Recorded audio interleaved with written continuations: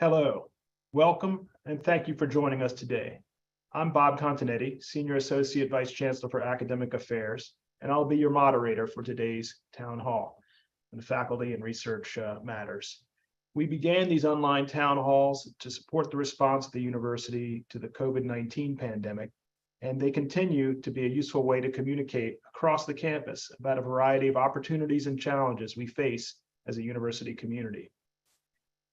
Some questions were submitted during registration, but please feel free to also use the Q&A window to submit additional questions for our panelists at any point during this session. Due to time limitations, we may not be able to get to all of your questions live, but we will log all of the questions and follow up after the event. Today's town hall has live closed captioning available in two ways. First, you can click on the closed caption button at the bottom of the screen and select Show Subtitles, or you can also click on the link pasted into the chat. And now we will have welcome remarks from our first co-host for today's town hall, Executive Vice Chancellor Elizabeth Simmons. EVC Simmons. Thanks very much, Bob. Good afternoon, everybody. I'm really happy that we're able to gather today and share some updates.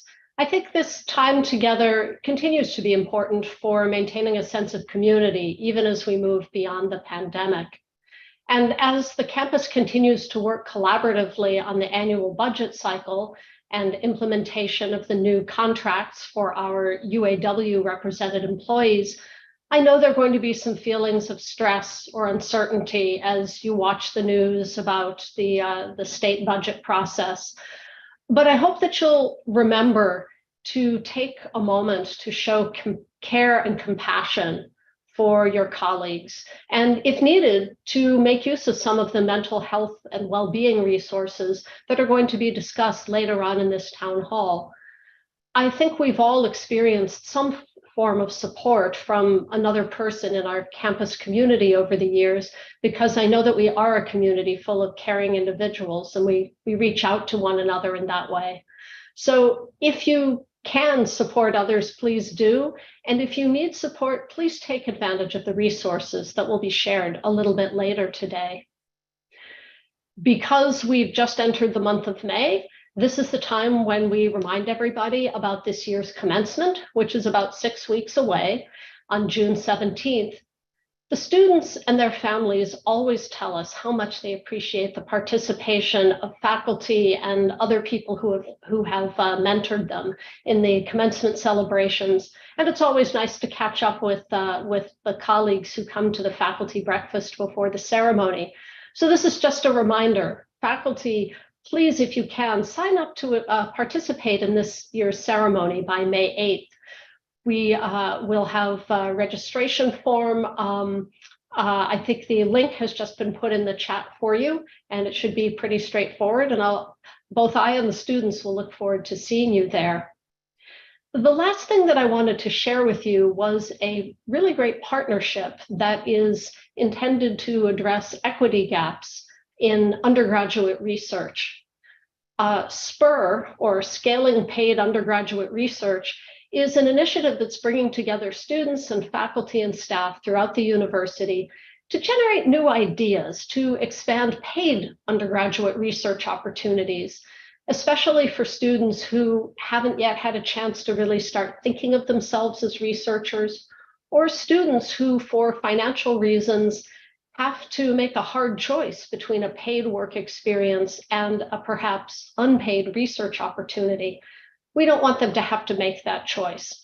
And so the Design Lab, in partnership with the Vice Chancellor for Research and the Vice Chancellor for Student Affairs and my office, is facilitating a set of workshops for those interested in brainstorming solutions to closing this equity gap. So for more information, please visit the link that's in the chat and also on your screen. Again, thanks for being here. Thanks for being such a wonderful, supportive community for one another. And I will turn it back over to you, Bob.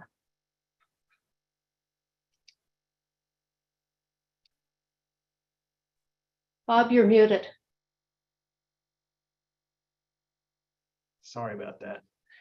Next, we will have welcome remarks from our second co-host for today's town hall, Vice Chancellor for Research, Corinne Peek-Asa. Thank you, Bob. I also want to say happy spring. Spring is in the air, and I think that this time starts to feel so busy, and everyone is accelerating towards the end of this term with so many things going on.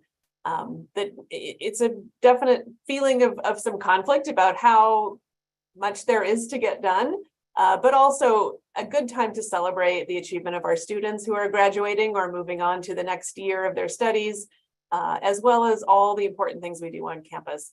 And there are, of course, a lot of stresses in the complexities of the work that we do. Worries about budget, worries about our time. How can our time be spread so thin, and how can we meet all those needs? But we are also really doing important work. We are doing such important work to help our students in the last phases of their brain development to become full-fledged adults. I can't imagine a better environment for a 18 to 24-year-old brain or any age brain to spend than on a campus like ours that has so many opportunities. So Elizabeth, thank you for mentioning SPUR. Opportunities where we can leverage the student experience with the research that's going on, the engagement, the discovery, the creative elements of the broad campus activities, and especially thinking about how we as a campus are becoming more engaged in the arts, in our community, in health, in engineering, solving some of the really big problems, both locally as well as nationally and globally. So as we're busy and feeling stressed and stretched at the same time, I want us to not only celebrate each other and support each other, as Elizabeth said, but I also hope we have some time to take a pause moment and realize that we are really part of something much bigger that contributes to so many lives in so many, many ways. So I'll keep my comments brief and turn it back over to Bob. Thank you, Vice Chancellor Peek-Asa. Now I would like to introduce our first presenter today, Faculty and Staff Assistance Program Counselor, Dr. Kathy "Kat" Thompson, who will share resources concerning the Mental Health Month. Dr. Thompson. Hello, everyone. I'm Dr. Kat Thompson. I use she, her pronouns, and I'm here to give a quick overview of the services offered at Faculty and Staff Assistance Program and to highlight that May is Mental Health Month. FSAP services are offered via Zoom and are confidential, and they're fully voluntary.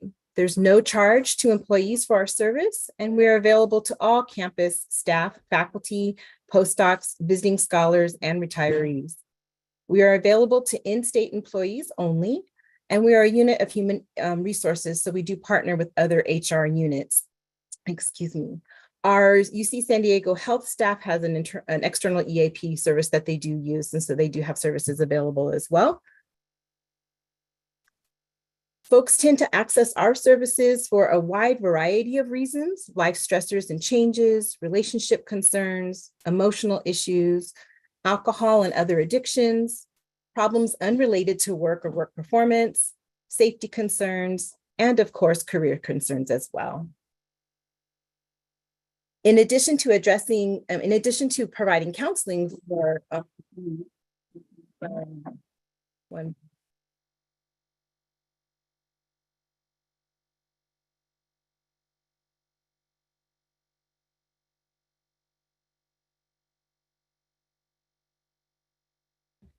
sorry about that. I have some construction going on.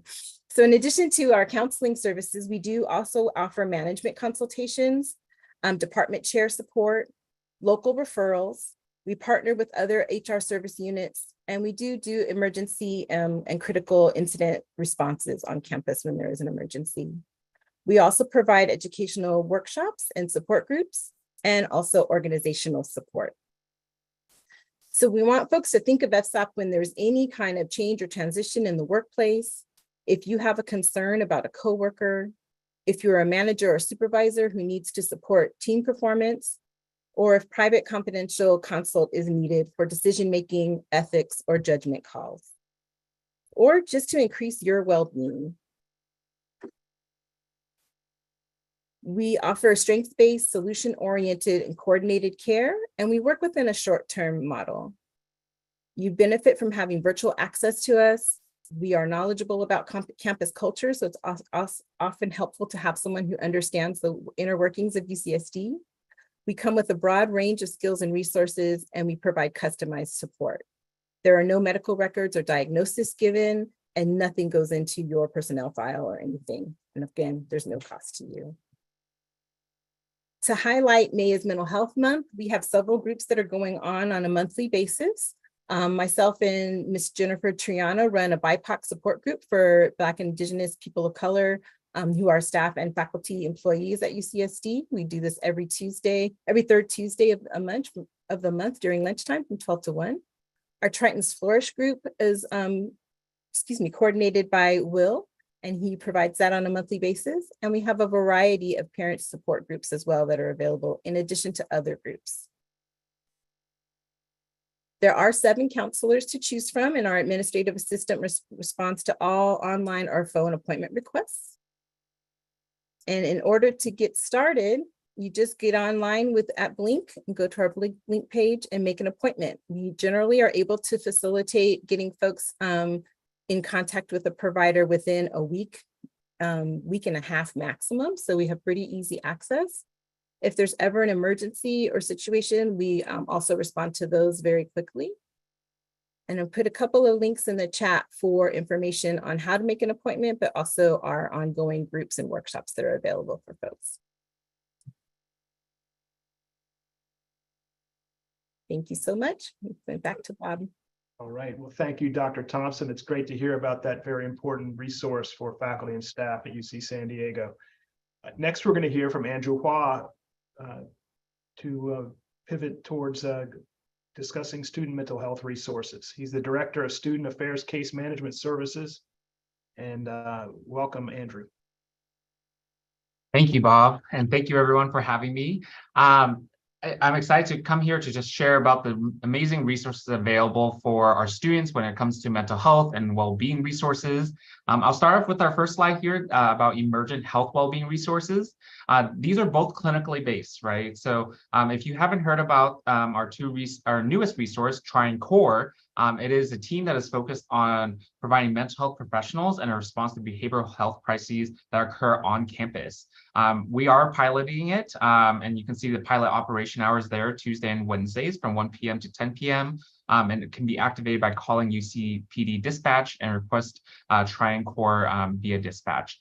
You can explore more about TrianCore in the links that have been provided in the chat. And I think most folks have been familiar with counseling and psychological services. We do have a crisis line that's available for our students. So for any student that is in need of counseling or some after hours counseling, they are welcome to call that number that's on the screen. And that's available also on the website and the link that's been provided in the chat, and making sure that you click option 2 to get expedited support when it comes to those crises. In the next slide, I'm going to be sharing, these are non-clinical. So I want to be very frank and also very transparent that these are not confidential. The previous slide you saw, those are confidential services, but this is not confidential. It is private. So we work very closely with our faculty and staff, especially the deans of student affairs, when it comes to addressing concerns around our students who are in distress. So there are 2 formats. For faculty and staff, we have the Try and Concern line. This is a 24/7 line that is available. It is meant to be a quick connection to services, a third-party assessment, and also triaging it on forward to our deans of student affairs, our case managers that serve on call, again, 24/7. The Try and Concern form is available to faculty, staff, students, and community members. It is not meant to be an emergency service. It is not meant to replace our clinical services, but it is a format for colleagues, staff, and faculty. If there are concerns about students, they're not elevated, but you wanted someone to check in on them, you want an outreach, you want to get them connected to support services, that is a great way to go about doing so. And both links have been shared in the chat. One great link that's also been provided is addressing disruptive behavior in the classroom. I understand that we've been seeing a few of those come up in various classroom spaces. So that is a great resource to have as you think about how do you set expectations, how do you also navigate disruptions from students in the classroom, and also continue to keep the integrity of the learning environment while supporting students in distress. In the next slide, we have these are a collaboration between Student Affairs Case Management and also our Health and Wellbeing Cluster. Two initiatives that has launched and also in the progress of launching is Together All. Together All is a free online mental health support. It is anonymous. There's a clinician that is available on Together All. So it's truly for students to connect with each other, kind of share any struggles that they may be having, and also there are resources on there, whether it's journaling practices, reflective practices, or even having an opportunity to connect with a clinician if needed on that space. If anything that is concerning, there is a risk, there's a safety concern, it does get escalated and elevated, and our students who do sign up for this service are aware, so want to highlight that. And the next piece that's coming up is Try and Pals. This is new, this is up and coming, we're in development. It is a peer-to-peer support program. It is hopefully gonna support our students in navigating resources around this campus. There are so many different types of resources and you'll learn about them as I speak, but sometimes it can be overwhelming. So we wanted to create a space where students can connect with other students about it and navigate it, because sometimes it's hard for students to connect with faculty and staff or even Student Affairs Case Management, just because we're seen as higher authorities on campus. So we wanted to try to meet the students where they're at. With the next slide that we have, on behalf of our colleagues in the Health and Wellbeing Cluster, I wanted to share some of the resources they offer. Similar to what Dr. Thompson has spoken, we have CAPS, which is the Counseling and Psychological Services. So these are the different services that are provided to students: brief telephone assessments, urgent care, psychiatric follow-up. So all great services for our students. So please encourage them to utilize them. And our staff, as you can see here, has grown. But this is a quick glimpse of our current staff at the CAPS. With that being said, I'm going to move forward to the next slide. And these are some of the great outreach and education and prevention services. Similar to what Dr. Thompson had shared for the faculty and staff side, there are groups that are available, support spaces, community forums, and just spaces for students to find, affinity with and also connections. We encourage folks to kind of explore this. It's all on the CAPS website. Definitely find some time to explore that and share it with our students. I think that's so important to give them all the different types of opportunities to have inclusive care on this campus. With the next slide that's coming forward, this is also in regards to some of the student health services and health promotion services that are available from the Health and Wellbeing Cluster. Behavioral health team has a number of folks with additional psychologists, social workers. There's also services that meet eating disorders, gender affirming care, case management, and outreach. We just got two amazing colleagues that do some great work with gender affirming care.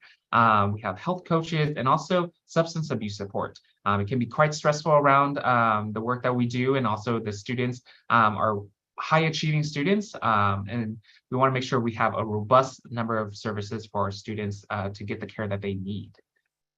With the next slide I have, I highlight the services and the collaborations we do within Student Affairs Case Management. You'll see in the links that have been provided thus far have been all a collaboration of providing support.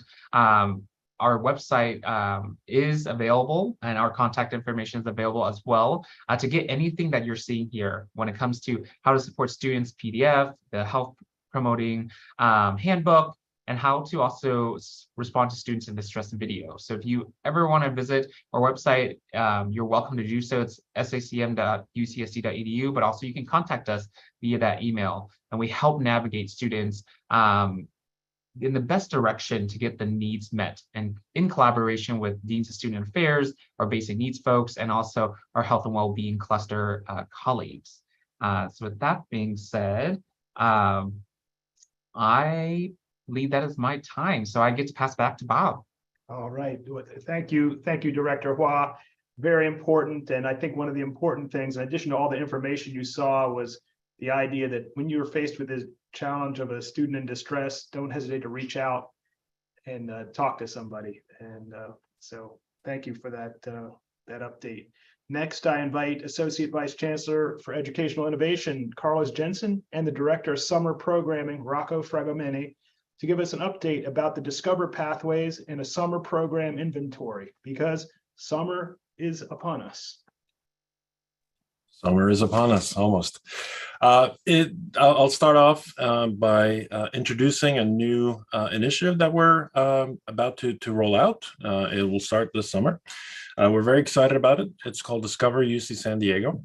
And it's an initiative to try to make the first 2 to 3 courses and as many majors at UC San Diego available for free online to California high school students. And the reason for doing this is to help California students discover what UC San Diego and all the wealth of academic offerings that we have has to offer them, and why they should consider coming to UC San Diego. So the goal here is to especially make these offerings available to underserved school districts where, for instance, AP offerings or other advanced course offerings are rare, as well as to democratize the kind of disciplines that get highlighted and showcased in the high schools. So the goal here is to, again, provide California high school students with an affordable, quality opportunity to explore academic fields, discover what they're passionate about, discover what UC San Diego has to offer, and to realize their journey to college by actually earning credits before they arrive here, and credits that will count towards a major when they join. Next. So as I mentioned, we're starting our 1-year pilot of this program this summer. We are starting with courses in 5 very diverse disciplines: American Sign Language, representing linguistics, computer science, ethnic studies, music, and earth science with SIO participating. We're partnering with San Diego Unified and PROIS, and these are basically our CASP schools, Chancellor's Associate schools. And, you know, this is the kind of population that we especially want to get the word out to, the population who quite often self-selects out or struggles to see how they would fit into our community. So 79% free or reduced lunch, ESL or foster youth, different schools vary between 60 and 80% URM student populations. These aren't just going to be us putting our courses online, but we're actually working with departments, with our faculty, to redesign them to be the best online courses that we can possibly imagine. So redesigning in terms of accessibility, in terms of pedagogy that we use, it's going to be amazing. And we're working with the schools as partners. And the goal here is to really learn and to how to do this successfully and work with them to then scale up and roll this out to more schools. So tremendously excited about this program, looking for the next set of academic units of disciplines that want to join in this effort. So we're going to start the next round of course development in the fall. So with that, I'll turn it over to Rocco.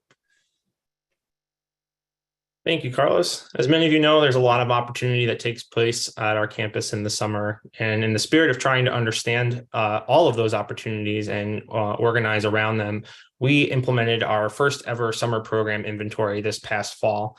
And this is not an approval process, but rather an opportunity to gather as much information about the different opportunities taking place so we could better understand both the unique and shared aspects of those experiences that were intended to be offered.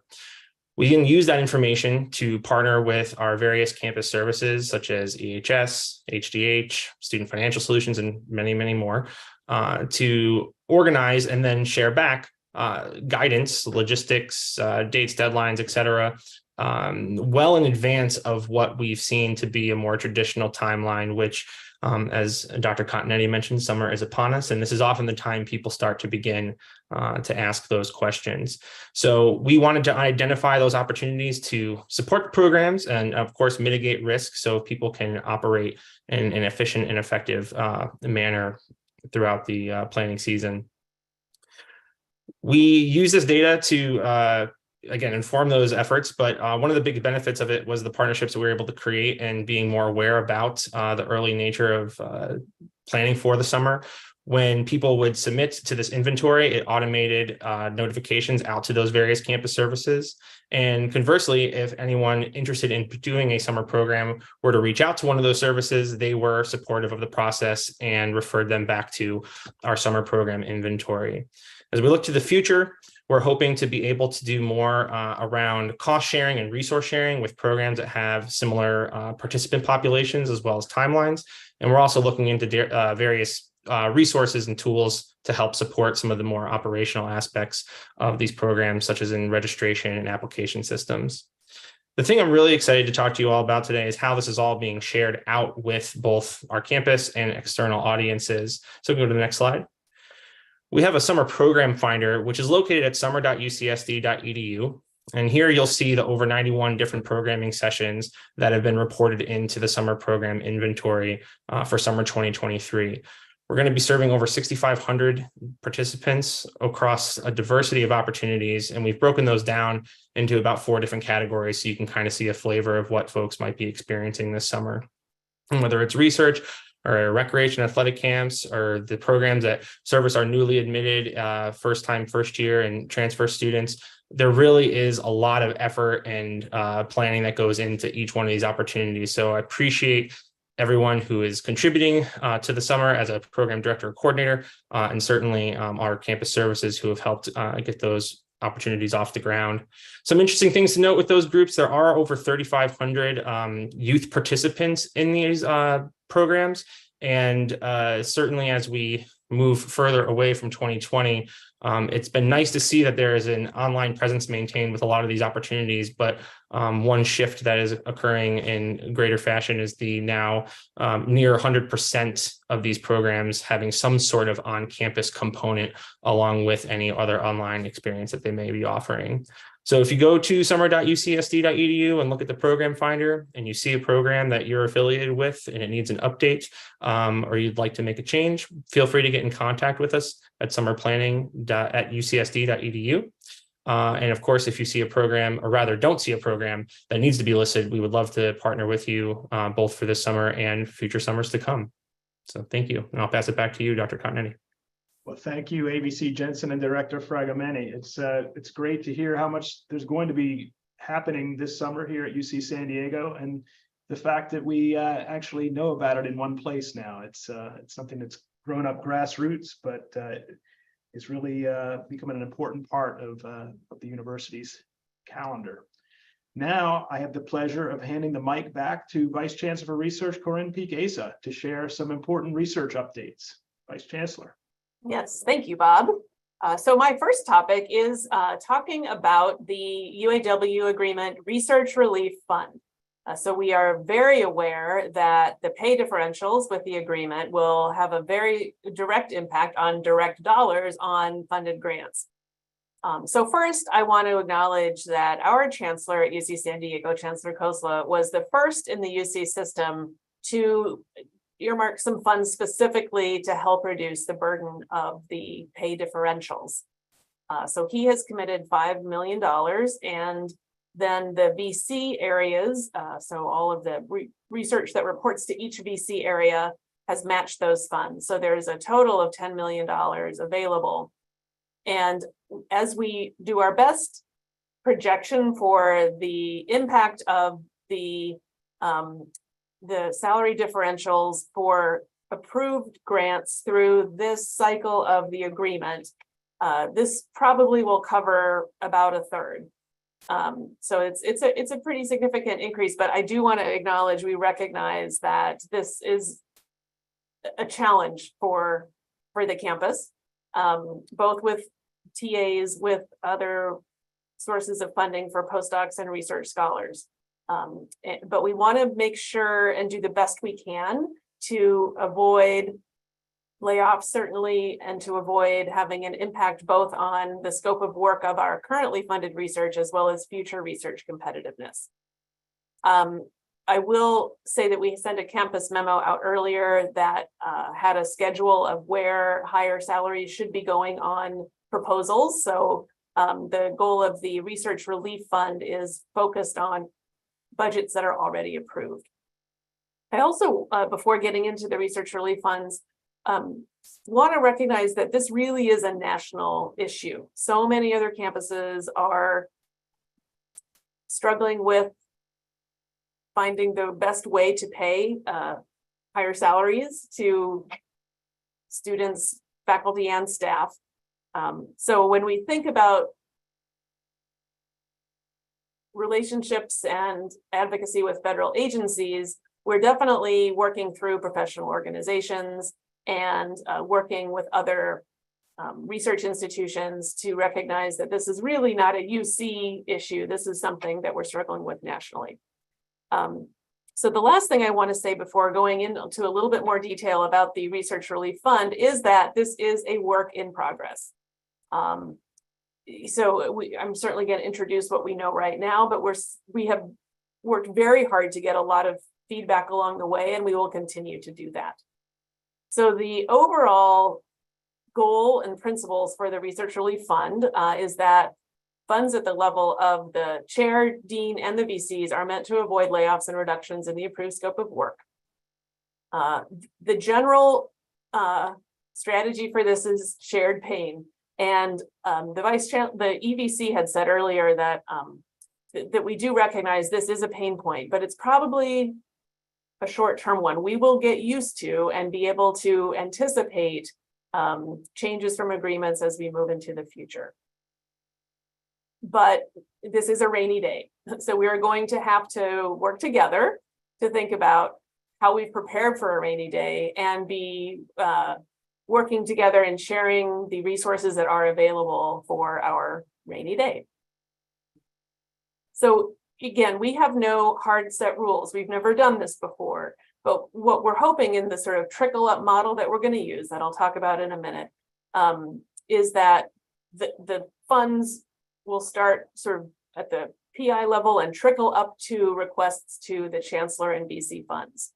And we have no hard and fast rules exactly how to do this because no one knows the portfolio, where there's some flexibility, what's a super high priority than the PIs themselves.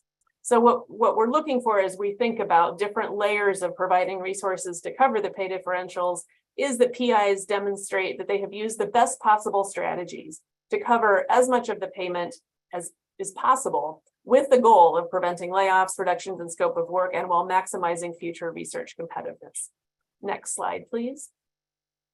So the steps for covering the salary differentials start with identifying what is the gap. So on your portfolio of currently funded projects, how many salary differentials are there and what is the level of those?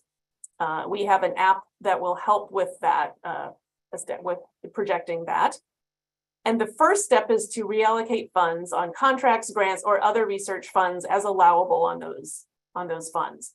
So the primary first strategy for covering the salary differentials is to absorb them into the existing budgets. And we do anticipate that many, many, many research projects will be able to absorb these increases, in part because sometimes there's delayed hiring. There might be some flexibility in travel funds that could be delayed, putting off capital purchases for a little while. There are different ways that we can think about flexibility on grants. And one way that I know there's some flexibility on grants is that we often have closeouts of grants with funds that are still available. And it's usually not a lot of the funds, but it would be enough to make an impact on these pay differentials. The next is to use discretionary funds available to the project PI. And again, we have no hard and set rules. If you have some discretionary funds that you've been squirreling away, or that maybe paying our students is a higher priority, think about what part of those funds you can use. I want to anticipate a question and say that please pay attention to this statement.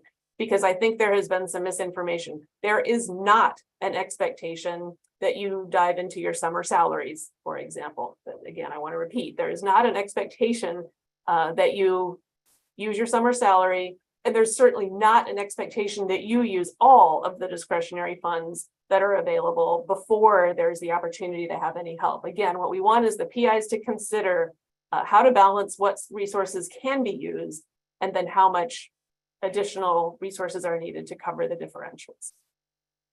So if costs cannot be covered through resources of the PI, then things trickle up. So the next trickle up is to the department division unit chair, and then trickling up to the dean.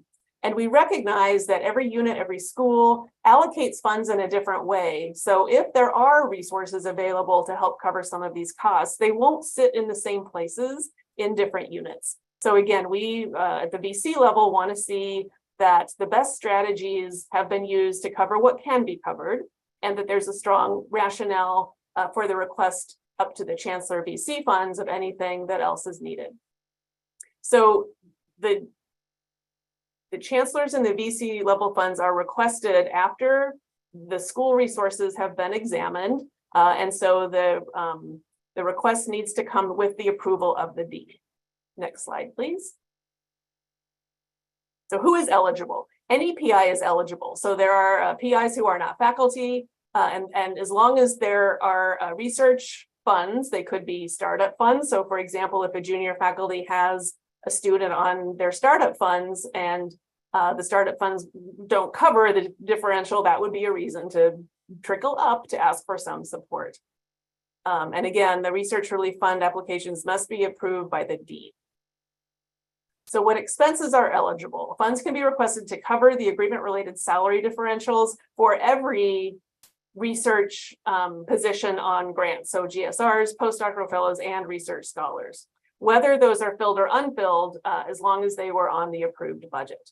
And we're asking for PIs to try to anticipate the amount of gap for the entire period of the grant through the end of the cycle. So it'll be open through June 20th, 2026. But if your grant ends before that time, just ask for the entirety of the award. We are aware that some of the costs haven't been exactly figured out yet. So for example, benefits are retrospective. So we don't exactly know what that differential will be. And we're going to leave the fund open. So even though we want to figure out as best we can right now, what is the total request going to be, we do realize there will be requests that come in later over the whole period because we all aren't completely aware yet of how these costs are going to hit grants. Next slide, please.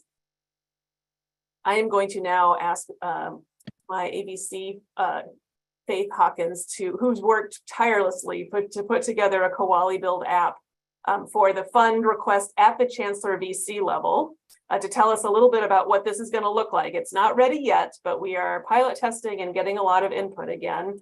We have a lot of input from the VCs, from the AVCs, from deans, and from the financial offices across campus and within schools, and really trying to have a good balance of reducing the workload required to request the funds. We don't want to create any more work than we have to, but also making sure that we have enough information as we trickle up to make good, equitable decisions for our campus. So Faith? Great. Thank you very much, Corey. And as Vice Chancellor Peek-Asa noted, we've been working with colleagues. We are going to create and make available through Koali Build a standard application process, trying to keep the workload down for PIs and fund managers. We will ask you to identify for your grants the number of people that are impacted by this, the number of academic researchers, postdocs, and graduate student researchers, and then the amount of the gap. How much had you budgeted versus how much you now need? And when you put that information in, we will then ask you to identify how much you can contribute, either through reallocating on your existing grants or through your discretionary funds, how much your department can contribute, and then it will move forward to the deans for how much they can contribute. And again, as Vice Chancellor Peek-Asa noted, the goal is always to cover the gap while avoiding layoffs and not reducing the scope of research, which is, of course, crucial. We want you to be able to do that research. The application form, when it's live, will be routed to deans for their part in the process, and then to vice chancellors for them to review the material that you've provided and make final decisions. We don't know exactly when this will go live because we want to make sure it's tested, but look for it to go live in the next month or so, and then we will be able to help you out in filling out the application form. Back to you. Thank you, and we can move to the next slide. So in summary, we do have some priorities, but if your grants and your portfolio is not on this list of priorities, it doesn't mean don't ask for the funds. But we have recognized some groups that we think we want to differentially protect as we are allocating resources to help cover these salary differentials. One would be junior faculty. However, we also recognize that sometimes junior faculty do have more opportunity with some startup funds, and that mid-career faculty might also be heavily impacted. So again, we're going to protect junior faculty, getting their research portfolios going, but it doesn't mean if you're not a junior faculty, you will be given a zero priority. We are recognizing also that PIs who have a high proportion of impacted positions will have a differential hit on their grants. And so we, in the short and long run, in no way want to disincentivize hiring students, and especially graduate research students, postdoctoral scholars, research scholars. We need and want to encourage participation on grants. So recognizing that when there are grants that have a very high proportion of them, there will probably be a higher proportional need to have some help. PIs of contracts and grants that have cap stipends or fellowships that can't be reallocated because there are stipulations on the grant that don't allow that. Recognizing that PIs from fields that have relatively small research funds will have less flexibility. So grants that cover mostly summer periods of performance, or that really are, the whole grant is about the size of what you would put a student on at the prior funding level. It wouldn't cover that pay differential. So that would be something we would prioritize. And then there will be PIs who have contracts and grants or other sources with very stringent rules for reallocating existing approved budgets and aren't able to accommodate these in the grant or the award notices. So those would be something else where we get some priority. So again, any PI is eligible to apply. And again, it's a work in progress. So we will be continuing to work on this to get input. We'll do some pilot testing. If you are interested in being part of the pilot test, let Faith or I know. And if you're wondering what you can do now is a good time to start thinking about what is the impact on your grants, what can you cover, and maybe start having conversations with your chair, your unit leader, and your dean to see if it would make sense for you to apply for the Chancellor BC level funds. So with that, I will turn to our next activity, which is talking about some of the training activities that we have in the Office of Research Affairs. We, believe me, know better than anyone sitting in a compliance and research support service office that research is getting increasingly complicated over time. There are increasing requirements for reporting, for oversight, for compliance and ethics and disclosures at the university and system level, at the state level, and at the federal level. And those are different for every type of funding agency. So we are trying to keep track of we are keeping track of all that, and we're trying to increase the amount of training that we do to help researchers and research support staff also keep up with that and have all of the best practices skills at their fingertips. So I want to talk about a couple of the training initiatives that we have in our office. The first, next slide, please, is called SURF. It's the Symposium on University Research Fundamentals. And this is a one-day conference that has been initiated from our compliance, our research compliance and, excuse me, and integrity office. And it's a day-long event to introduce faculty, scholars, students, research support staff to issues related to overall research compliance, export control, clinical trials, sponsored projects. Some exciting things like our research development office and our Office of Innovation and Commercialization, IP issues. So trying to figure out what are all the hot topics, what's changing, and have that all wrapped up for you in a nice day. And we try to put the agenda out pretty early. It's out now, so you can also see, are there elements that you need to fill in that you're maybe not as aware of, and you can pick which parts of the day you're interested in attending. It's a fun day. So please join us on May 24th. Next slide, please. We also have a lot of additional online video document and video trainings because we definitely recognize that we can do an all day long training that'll help introduce you to things, but you really only need research compliance, integrity, disclosure, and proposal information at the time you're doing the research and focusing on a proposal or filling out your disclosure. So you can look for our online and video training opportunities at the page at the top. And then we also have our regular hot topic training sessions in a newsletter that goes out regularly. So please get on our listserv if you're interested in our hot topics newsletter. Next slide, please. We also recognize and appreciate and want to celebrate the amazing staff who do our research administration in research units across campus. So we have put together and continue to grow research administration training programs. So we started with some funds from the Chancellor's office to develop a boot camp that was focused on fund managers.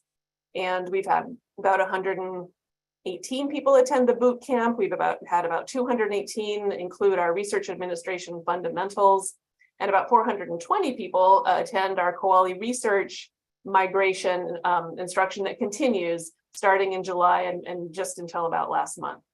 So we have the three live programs: the new hire onboarding, the research administration business intelligence, which is the RA fundamentals, and then the Koali systems training.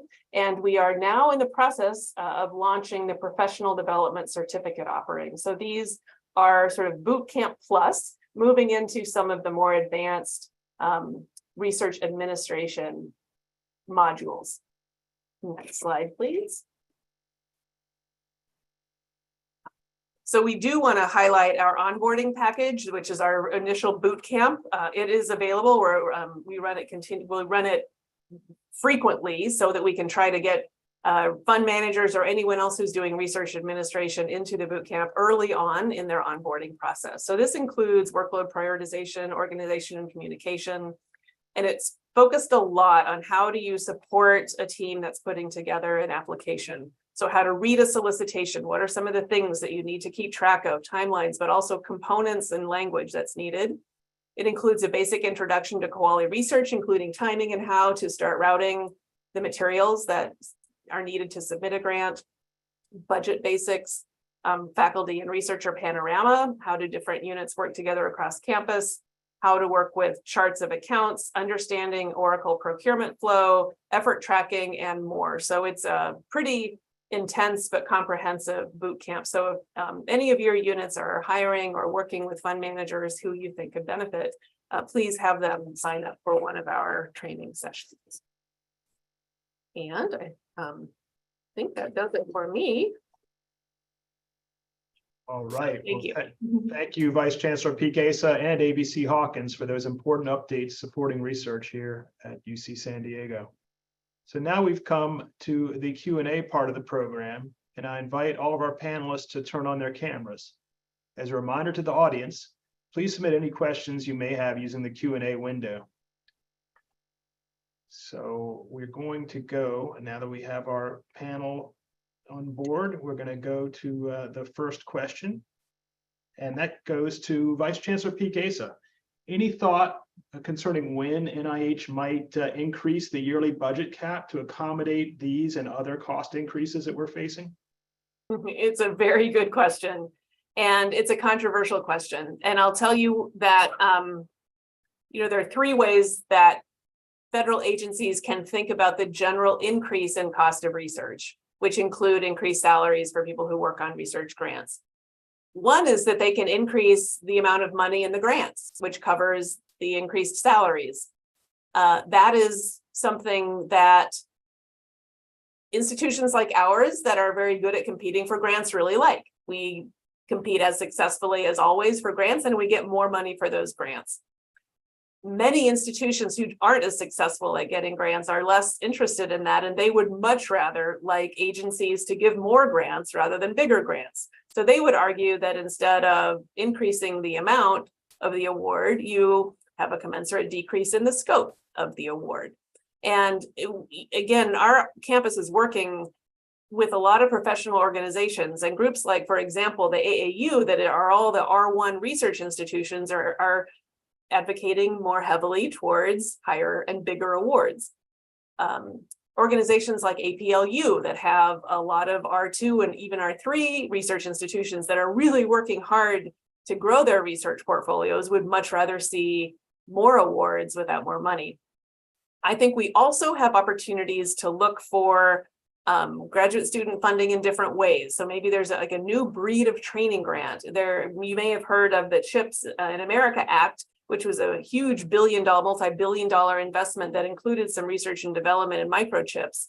And it had language about workforce development that recognized that if we want the most competitive workforce moving into these areas, we need to pay and have more flexibility in the types of innovation activities, industry partnerships, and really in-depth, sometime protected research that these students do.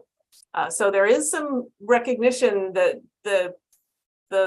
some of the appropriations and authorization language we're seeing are recognizing that this is a national workforce issue. So I know, Dr. Nichols, that doesn't specifically answer your question about when NIH will increase the budget caps. But what I can say is direct communication with NIH, as well as with NSF, they're not really interested in addressing our specific problem of required salaries at different levels. So they're not saying at this moment that they are going to start increasing the budget caps. Although we are seeing some inflation in the increases in fellowship amounts, and I think we'll continue to see those accelerate, not at the sort of break point that we had this agreement, but over time. And I think that when we talk about our experience in UC, talking about this as a national issue of fair wages is a more collective and powerful messaging system. So there's a sustained effort on our part to continue moving this discussion forward. That's what I hear. And appreciate that. Now, the next question is for ABC Jensen, and it regards our Discovery program. In particular, will the Discovery program students coming this summer be able to access the courses via Canvas?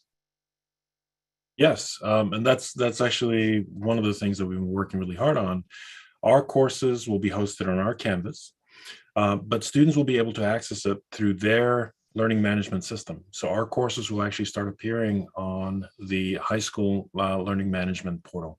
And that's been a real breakthrough when it comes to how accessible we can make these courses for these students. Because if we have to create a whole new set of accounts, a whole new set of credentials, and help the students kind of navigate that, that's a barrier to entry.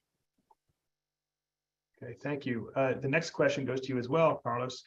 Are the free courses to high school students going to be available for homeschoolers, different cohort of learners? That is our goal. That's going to require us scaling up the support in a way that we don't have to work as hard to do with the high schools, because one of the things that high school students or the high school and the school district have committed to is providing support for the students in place. So we're going to have to learn how to do that, but that is absolutely our goal. Okay, thank you. The next question goes back to Vice Chancellor Peek-Asa. When will we be able to apply for the UAW relief funds for postdoc salaries? Yes, we hope to have the application open in about a month, but we also want to take plenty of time to pilot test it and make sure that it works well before we do that. It's not going to be perfect. But in the meantime, starting to think about the impact on your portfolio of grants, what you can cover, where you need help, and having some conversations with your unit and leaders and dean would be a good way to be ready to apply for the funds as soon as our application is open. Okay, thank you. The next question is for Director Hua. Are there any trainings or learning opportunities for faculty and staff to engage in to better support students experiencing distress? Thank you, Bob, and thank you for the question. There are opportunities through my Office of Student Affairs Case Management Services. We do provide trainings every month on how to understand how to identify a student in distress, what resources are available, and how to get them supported and how to get them connected to support services. So my recommendation is if you would like to participate in training, please register. It is through UC Learning Center. We do provide it remotely, and we do provide it in person. And even so, if you are seeking that type of training specifically for your department, our office can come to your department meetings or whatever modality you all choose and present and train the folks that are interested in learning how to support students in distress. So thank you. Thank you, Andrew. The next question goes back to Vice Chancellor Peek-Asa. Is there assistance available to cover unanticipated GSR costs? This is the system for both the anticipated and the unanticipated. So at some point, the unanticipated, such as what are the true costs of the benefits, which was the question also that came up, will be known. And we will continue to have funds open and requests open as the unknown become the known. Okay, thank you. And the next question pertains to traumatic events that may happen from time to time, and it's for either Dr. Thompson or Director Hua. When there is a death or other traumatic event in the campus community, what are some of the resources available to help community members deal with grief or process the loss? Typically, we have a coordinated response between CAPS and FSAP, and we will provide outreach and consultation for folks. And so we do critical incident debriefing, not specifically critical incident debriefing, but we do that processing. So departments will reach out to us from time to time and let us know that something has happened, and we will come out to the department to specifically have a conversation and provide resources in person for folks that need to process what's gone on. In the few days following some events, if they're kind of broader events, we do again a coordinated response where there will be staff from FSAP, staff from CAPS available for all the campus constituencies to again talk about what's happened, get connected with resources, and get reminders about the resources that we have to offer all the time. And in addition to what Dr. Thompson has shared, in collaboration, Student Affairs Case Management works with CAPS, and also FSAP, and also our Deans of Student Affairs and Graduate Education, Postdoctoral Affairs as well, to support our students in any way possible. Oftentimes, when it comes to any student impacts, Student Affairs Case Management does have a case manager available that attends processing spaces as well, just to be there as a resource to provide broad resources for any students, whether it's academic accommodations or even just navigating some of the stressors that come with a large tragedy or impact on campus. In addition to that, I will share that similar to what Dr. Thompson had shared earlier, there are support groups on this campus. Specifically, I'll speak into our CAPS partners. We do have an undergraduate and a separate graduate grief and loss support forum. So students who are interested in being in a community space, that's a space that we provide as well. So those are some options as we continue to look at ways to be inclusive and practice wellness when it comes to traumatic events on campus. Thank you. Oh, I don't know, Elizabeth, if you might have something to say from a larger perspective. I don't really think I could improve on that. Thank you. No, that was very, very helpful. The next question is for Director Fragomeni. When will the call for summer 2024 programs go out? Well, thank you. As early as it may seem, we are looking at August of 2023 to again encourage that early awareness and planning initiative that we're trying to normalize for future summers ahead. So the call will go out via multiple formats, newsletters, direct contact programs that are actively programming at that time, and will also be on the website summer.ucsd.edu. And that will remain open through about mid-fall term to accommodate for anyone who's not currently on contract during the summer. Okay, thank you. The next question is to ABC Jensen. Can students who attend other UC schools over the summer take classes at UCSD to transfer? Yeah, and that's a practice that's been going on for many, many years.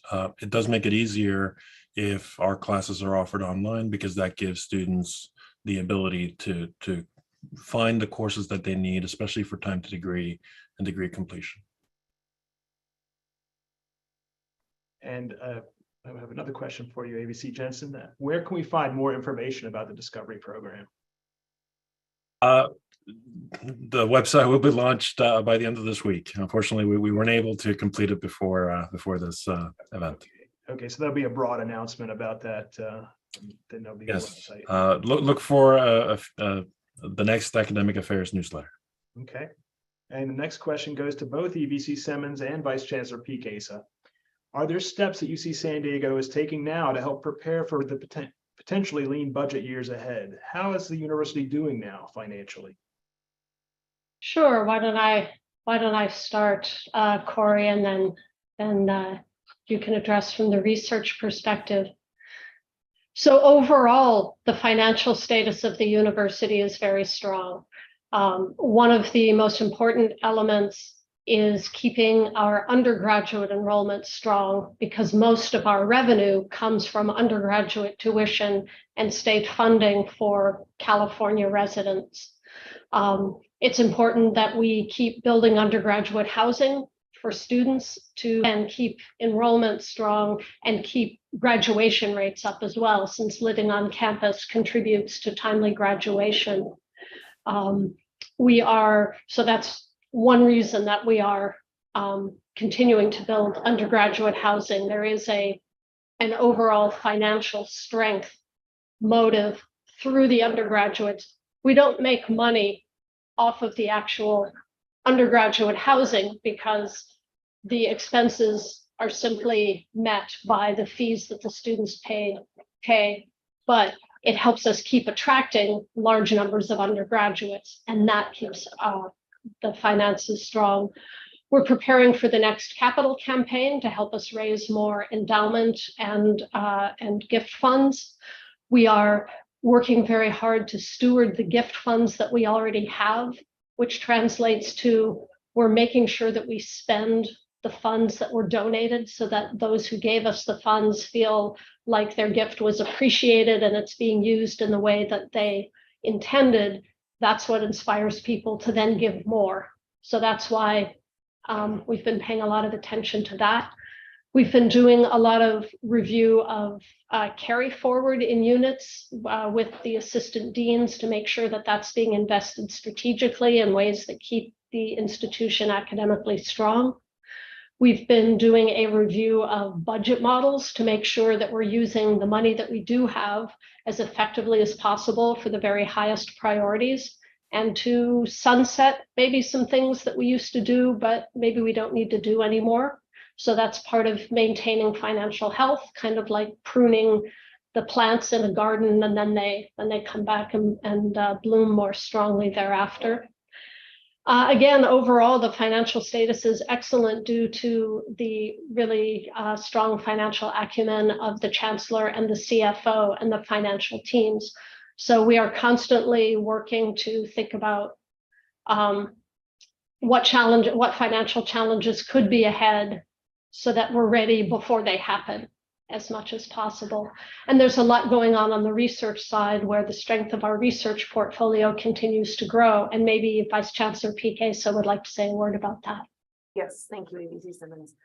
So it's really stunning how successful we are and continue to be in competing for research dollars. And that's with every type of research award, be it a federal fund, a state contract, an industry partnership, a foundation. We are projected to exceed $1.7 billion in research in the next year. We have seen on average about a 6% growth rate year over year. And that's through COVID, that's through our strike and agreement. It's through a lot of increasing pressures on the research itself. So I do want to acknowledge that it's a really, really healthy research number. But for that $1.7 billion, when you trickle it down to any one project, we see increasing stress on those individual projects. The agencies expect more work for less budget. So that's sort of this duality of we have so much research funding, and yet at the individual researcher level, we feel very stressed for what we can get done. And that will probably not stop, even though the good news again is that we are in a very good time for university research. There's a good recognition, and it is bipartisan, that the research we do is very, very important. I want to say one more thing about the budget, which is, in a business, when you have some different funding streams and that diversity can be a good thing. But for us, when we can make decisions that we can use a funding stream to advance many of our pillars. So for example, if we can advance an investment in research and education together while we're doing more community engagement, that's kind of the sweet spot. And so that's why programs like SPUR are so exciting. If we can bolster our research enterprise with some new student energy and creativity at a time when we're also able to better fund students to do that work, that's a good enterprise decision. And it's fun to be in this leadership team because we enjoy working together and thinking about those strategic investments in very creative and effective ways. Thank you for that, and thank you both for that frank appraisal of where we are. I mean, we've been through a lot of challenges at this university, and I think we've only become stronger through it. So I'm proud to be here. Well, I think that's our last question for today. And I'd like to thank everybody for the questions that they brought to us. And I'd also like to thank the presenters and guests for sharing your time and information with us today. And of course, the most important thank you is to the faculty and researchers of UC San Diego for joining us today and working together as a community through these challenging period that we've gone through in the last few years. We had more than 160 attendees today, and I think these town halls have become an important part of how we stay informed and united as a community, and we'll continue to use them going forward. The next town hall for staff will be held on Thursday, June 8th, and you can visit the Human Resources Staff Town Hall page to register as shown in the chat. So that concludes our Faculty and Research Town Hall for today. Again, thank you for joining us. Take care, and thank you for your continuing contributions to this great university. Goodbye.